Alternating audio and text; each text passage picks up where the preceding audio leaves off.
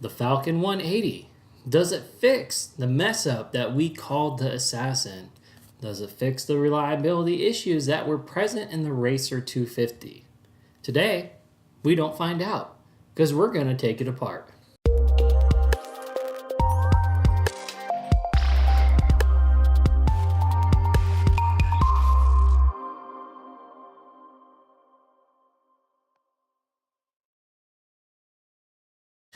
Alright, so I got my Falcon 180 and first thing I noticed when I wanted to try put it together is that I essentially have two leads for servos.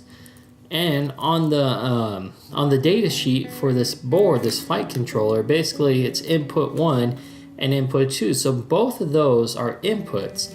Now, which one do I plug any of this into? Which ones are channel 1, 2, 3, and 4? Anything like that, who knows? So I got to thinking, well, without a proper guide on how to put this together, how the hell am I supposed to put it together? So I'm going to figure it out and I'm going to create a guide. But part of, what I like to do is I like to be really thorough. So what I'm actually going to do today is I'm going to strip it all the way down. I'm going to get down to the power board, the flight controller, things like that. I'm going to unwrap the ESCs and I'm going to take pictures, like nice up macro shots of all the boards. That way I have a technical reference in case I need to go back and look at something. And then you'll have a technical reference as well in case there's something that you need to do. So that being said, let's get started. Now, the first thing about taking any quad apart is that you always want to work with it with the props off. Now, in my unboxing video, I put the props on, but I didn't even bother to tighten them. So we're just going to do a quick job of getting them removed. I'm going to put the nuts back onto the motor shafts, I guess you could call it. That way, make sure I don't lose them, mix them up, anything else like that. And we're going to set these props aside. Next up, we got 5 screws connecting the top plate to the bottom plate. This screw you should be able to reach in between the flight plate, so unless you really want to take off that that vibration dampened camera platform, you do not have to.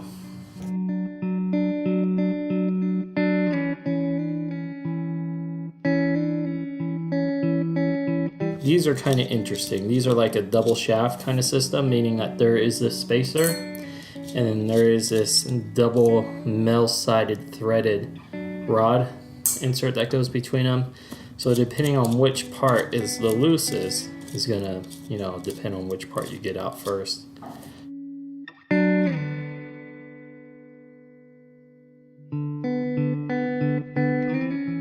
Now that bottom board, bottom board is loose. The only thing that's left connecting it is the ESCs. I haven't quite figured out where I wanted to solder the ESCs from.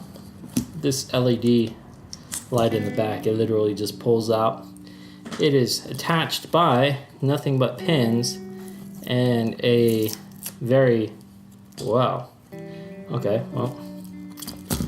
and a paper sticker that isn't worth a damn, to be honest.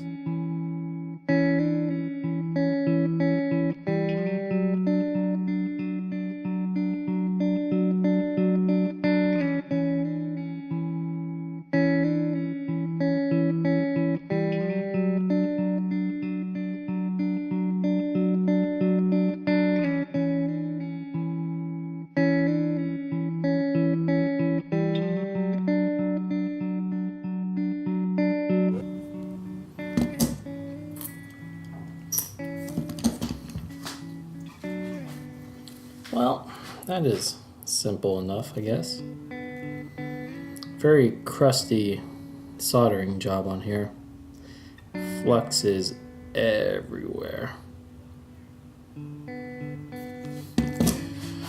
See if this thing is ready to be tinned yet or not. Brand new soldering iron, so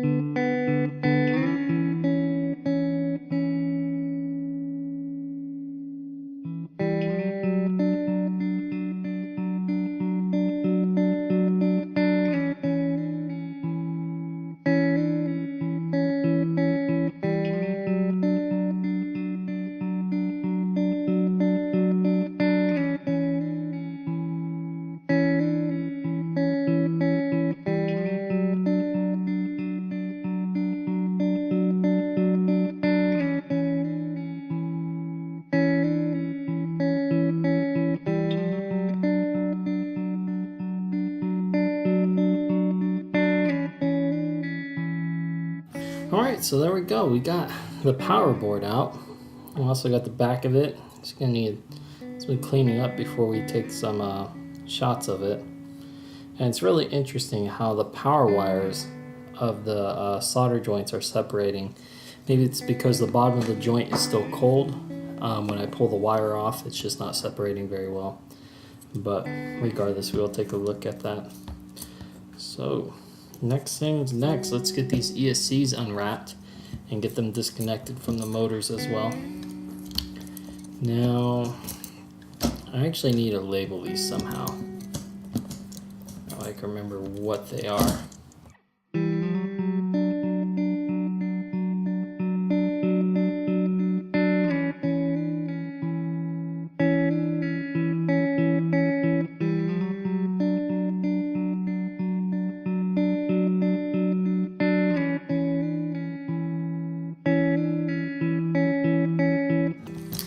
Well, this is particularly unfortunate.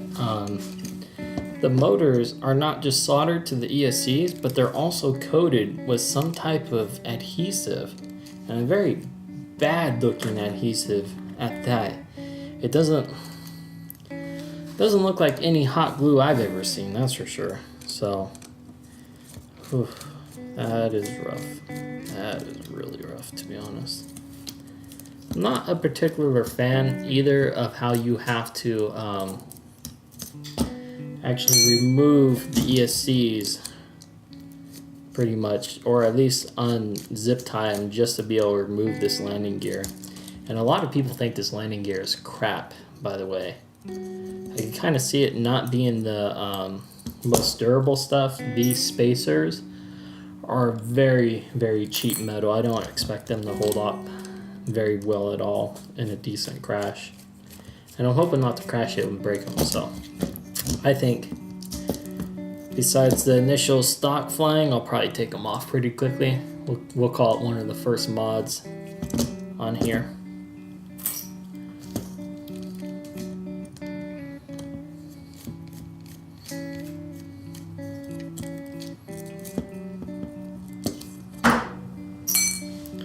Alright, so the motor mounts use a god-awful amount of screws, number one, and you pretty well have to, okay, I guess you could take the motors off without taking the mounts off, but if you wanted to take the mounts off, you have 6 Phillips head screws on each mount.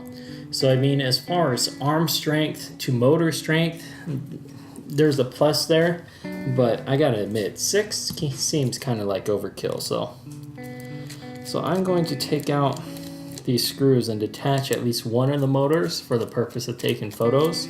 The other 3 I don't see a real reason to take off right now, so I'm going to go ahead and leave those. Oh my gosh. Okay, when you take out the screws to take off the motor, the screws are coming out into the area between the arm and the motor mount. So you essentially really just have to plan on removing the motor mounts, the tilt mounts, if you want to remove the motors or replace them. It's just going to be necessary. Very coarse threaded screw on there as well. I'm assuming that means it just goes right into plastic and there's no metal bushings on the tilt mounts in.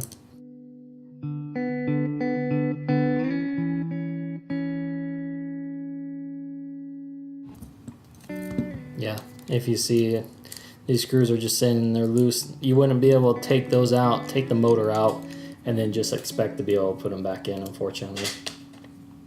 Another curious thing is on here, why there's only the cardboard red spacers or the paper red spacers on those 2 holes and they're not on everyone.